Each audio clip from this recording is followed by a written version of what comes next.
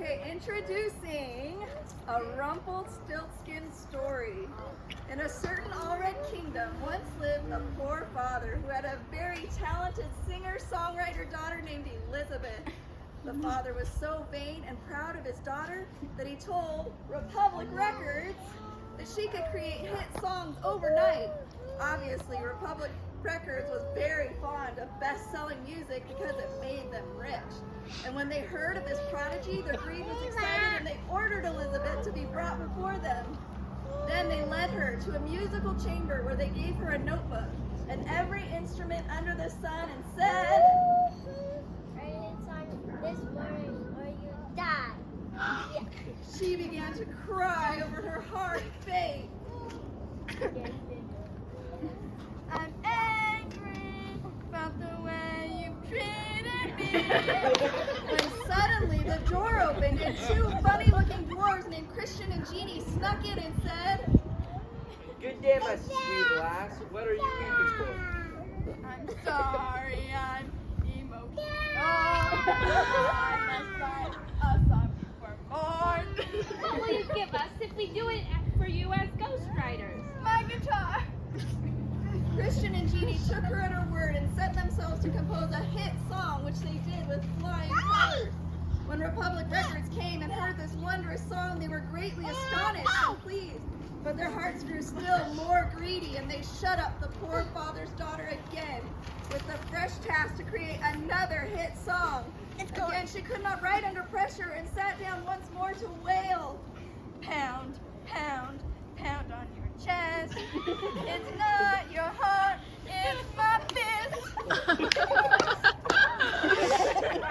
Cry all you want. Retorted the little dwarves who suddenly appeared again. What will you give us if we write you another song? My entire wardrobe. So her little friends took her wardrobe and began to work at the piano till by the morning all was finished. Republic Records was again delighted to see all this glittering music, but they did the same old trick and took the artist's daughter into yet a larger room and said, An entire album must be created tonight.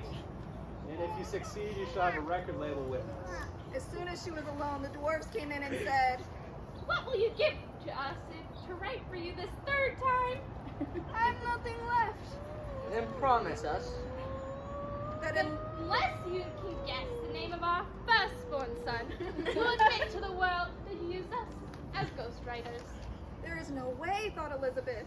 But as she knew no other way to get her task done, she promised them what they asked, and Christian and Jeannie once more wrote an entire jaw-dropping album. Republic Records came in the morning and finding what they wanted, offered her a record label. She was thrilled. Elizabeth truly became famous and forgot all about her promise until Christian and Jeannie's first baby boy was born, and they came into her music studio to remind her of it. We will give you 3 days grace, and if during that time you guess our baby's name, then we shall keep your secret.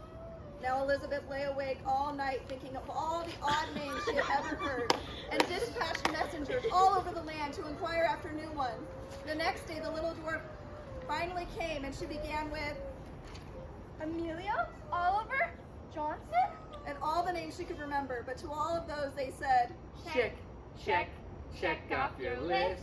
You're never gonna guess.